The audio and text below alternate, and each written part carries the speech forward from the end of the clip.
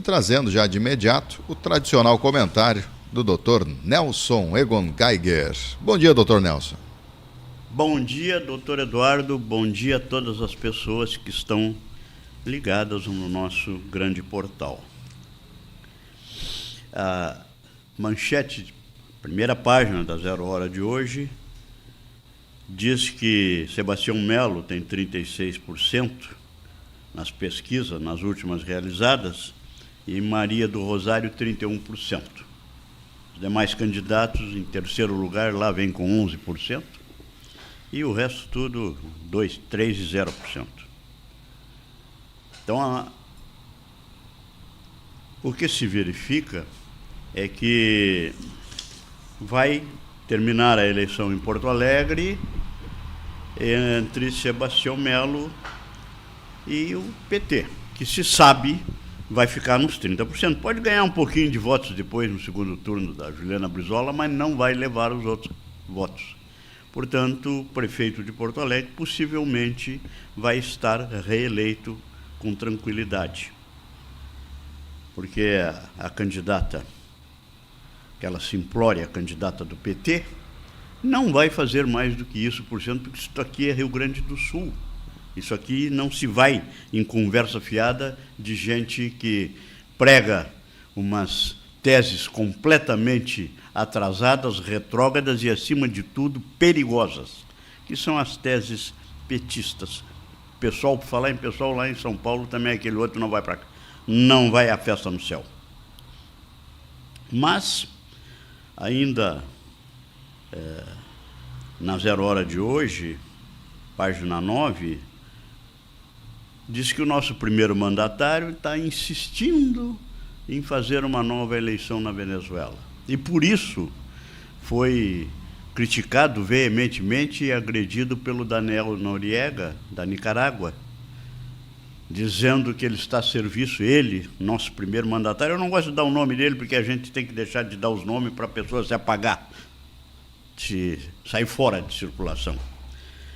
Que ele está servindo a interesses yankees, quer dizer, interesses americanos, quando ele vem com essa bobagem de nova eleição na Venezuela. O que tem que ser feito, e quando eu entrar no comentário, o objeto do dia de hoje, é exatamente ser contra Nicolás Maduro, que está tentando resistir ainda, mas que conselheiros, membros lá da Corte de Apuração e de analistas das atas, já 2 disseram que foram manipuladas.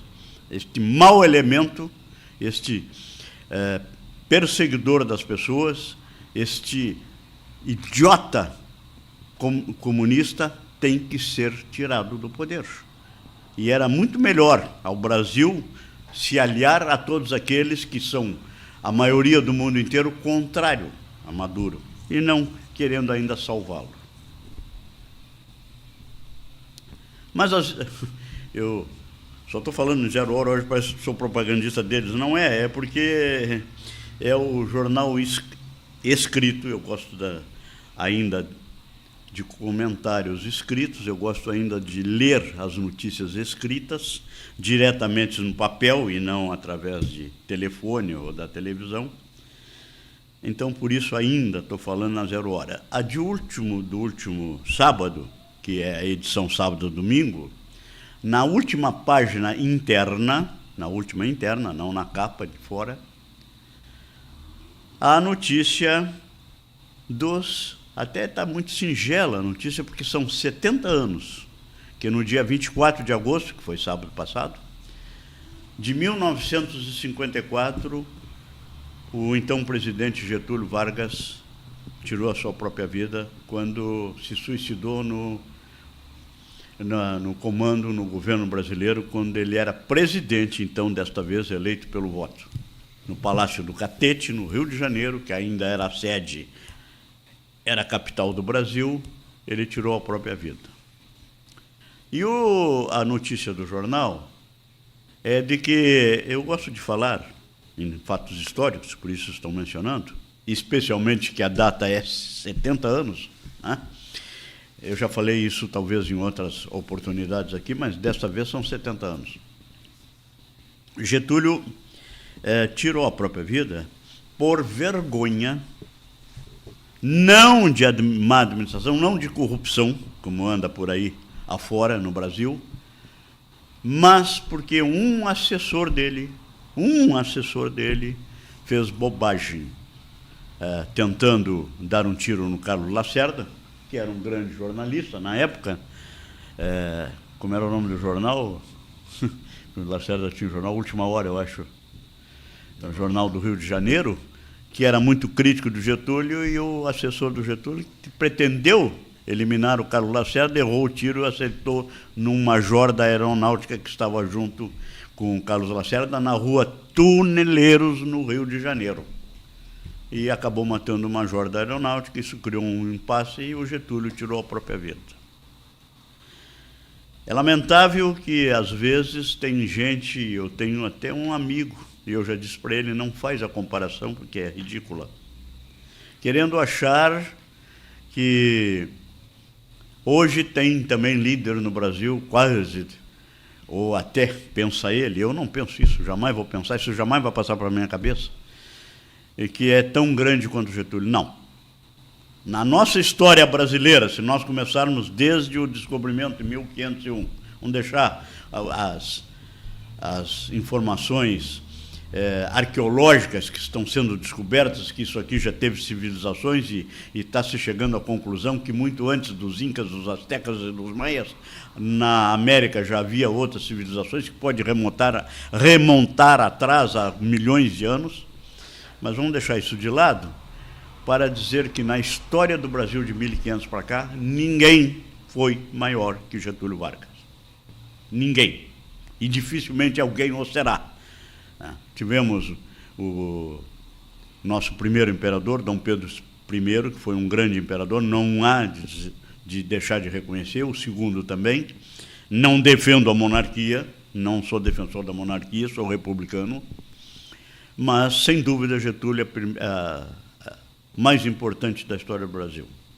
Nunca disse bobagem, não saía pelo mundo afora dizendo bobagem, não patrocinava ditadores, porque colocou o Brasil em 1942, quando ele era aqui ditador, colocou o Brasil contra Benito Mussolini e contra Adolf Hitler, colocando o Brasil ao lado dos aliados na Segunda Guerra Mundial. Portanto, se vivo fosse, evidentemente seria contra esse idiota do Maduro e aquele outro também perseguidor, e pior ainda, mais nefasto, mais torturador, mais perseguidor, que é o Daniel Noriega. Getúlio nunca seria dessa gente. Então não venham fazer comparações esdrúxulas que não cabe ser feita.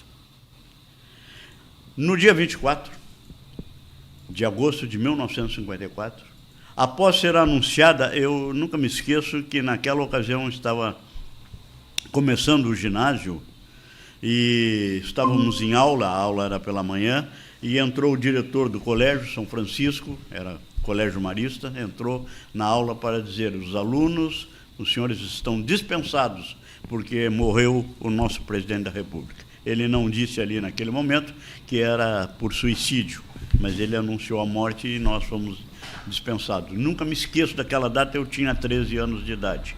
Getúlio tirou a própria vida de vergonha de um mau ato administrativo feito, um mau ato nem administrativo era, por um mau ato feito por um assessor dele. Imagina se tivessem vergonha hoje dos atos mal feitos dos assessores. Não sobrava nada, né? Não sobrava nada com esse desgoverno que nós temos aí. Mas a Zero Hora noticia, nesta segunda página, é que naquele dia a população porto-alegrense, como a do Rio Grande do Sul, como a do Brasil inteiro naquele dia, se revoltou porque Getúlio saiu daquela forma em razão da perseguição que estava sendo feita para ele através da aeronáutica, que abriram um processo em razão da morte do Major Vaz. Então, em razão disso, Getúlio, com vergonha, tirou a própria vida, porque poderia ocorrer alguma coisa que não era da índole dele, como o estilo de governo e de político que ele era. Não dizia bobagem, nunca disse bobagem, até porque ele ouvia mais do que falava. Sabia governar, sabia administrar e era um ídolo dos brasileiros, mas de todos os brasileiros, não ídolos que tem por aí hoje ideológicos que levam só a fração ideológica do lado deles. O que noticia 0 Hora é que na Rua da Praia, em Porto Alegre, havia a sede dos Diários Associados, que o nosso diretor, doutor Eduardo, aqui sabe o que era, os jornais Diários Associados mais poderosos do Brasil na época, comandado por Assis Chateaubriand, o jornalista mais conhecido do Brasil na época, uma espécie de cidadão Kane, de William Hearst, dos Estados Unidos, com uma diferença de 20 anos. Assis Chateaubriand era um grande jornalista, era um grande divulgador da imprensa escrita. Naquela época não tínhamos imprensa além da escrita e da falada no rádio, não existia ainda televisão. E era um grande, mas como os seus jornais se colocavam contra o Getúlio, os jornais foram depedrados em Porto Alegre, a população entrou, jogou máquina de escrever, que não devia ter feito, jogou máquina de escrever na rua, quebrou tudo. Naquela época a máquina de escrever não era computador. Mas, na verdade, há de se reconhecer que ele era um grande jornalista da época e os jornais dele sofreram em consequência da sua posição política contra o grande líder nacional. Também tinha oposição política na Última Hora, Jornal do Rio de Janeiro, de Carlos Lacerda, que foi isso que causou a renúncia de Getúlio, a tentativa de um assessor de Getúlio, na verdade do seu segurança, de matar o Carlos Lacerda, e acabou acertando num major da aeronáutica, o que causou aquela grande crise e aquela tragédia. Pois essa data histórica devia ter sido mais rememorada. Como caiu num sábado, 70 anos, quase um século, então as pessoas esqueceram. Mas nós devemos deixar registrado, porque foi o passamento do maior líder que o Brasil já teve até hoje. E no dia 25, domingo, não há nenhuma notícia na 0 Hora, não vi nada. Também teve um fato histórico no Brasil. 25 de agosto de 1961, renunciou ao mandato o então presidente que tinha sido eleito em 1960, Jânio da Silva Quadros, e assumido em 28 de janeiro, ou 31 de janeiro, perdão, 28 de janeiro não, em 31 de janeiro de 1961, e que ficou no governo por 7 meses e renunciou por nada. Dizem as más línguas naquela ocasião que ele tinha tomado cachaça demais na véspera e no outro dia de manhã fez um bilhetinho para o presidente do Senado, mandando ao senador Auro de Moura Andrada, que era o presidente do Senado Federal, um bilhetinho dizendo que renunciava ao cargo. E, efetivamente, o bilhetinho manuscrito foi aceito pelo senador, foi botado em votação e o presidente perdeu o cargo. Dizem que em decorrência de estar sob efeito etílico, não sei se é verdade. Jânio Quadros era uma figura populista, não popular, populista, ganhou uma eleição que ninguém previa que ganhasse, através da UDN, a única vez que a UDN, partidos daquela época, elegeu um presidente, renunciou 7 meses depois e foi se isolar na Inglaterra. Passado muito tempo, já aí quando veio a redemocratização no Brasil, em 1985, ele retornou ao Brasil, acho até que já tinha retornado alguns meses antes, concorreu à Prefeitura de São Paulo e acabou se elegendo e ganhando de Fernando Henrique Cardoso, que era senador do velho MDB, então já renovado como PMDB, e o Fernando Henrique Cardoso concorreu à Prefeitura de São Paulo e perdeu a eleição para o Jânio Quadros. Mas depois o Jânio Quadros tentou ser governador de novo, e ele já tinha sido vereador da capital paulista. Digo, vereador, foi prefeito, renunciou da prefeitura para ser candidato a governador, se elegeu, renunciou do mandato de governador antes de terminar para ser candidato a presidente, que acabou renunciando. Aliás, ele era o homem das renúncias. Mas esse era um populista que não que figura na história do Brasil apenas mais folcloricamente do que na realidade como um grande líder político, embora ele fosse um homem culto e preparado. Ele era professor, não com essas mentalidades que hoje existem por aí, mas com uma mentalidade avançada. No entanto, era muito populista e acabou fazendo essa bobagem. Então, esses dois fatos históricos, 24 de agosto de 1954 e 17 anos depois, 25 de agosto de 1961, são datas históricas que se deve, que eu acho que nós devemos rememorar na nossa história do Brasil.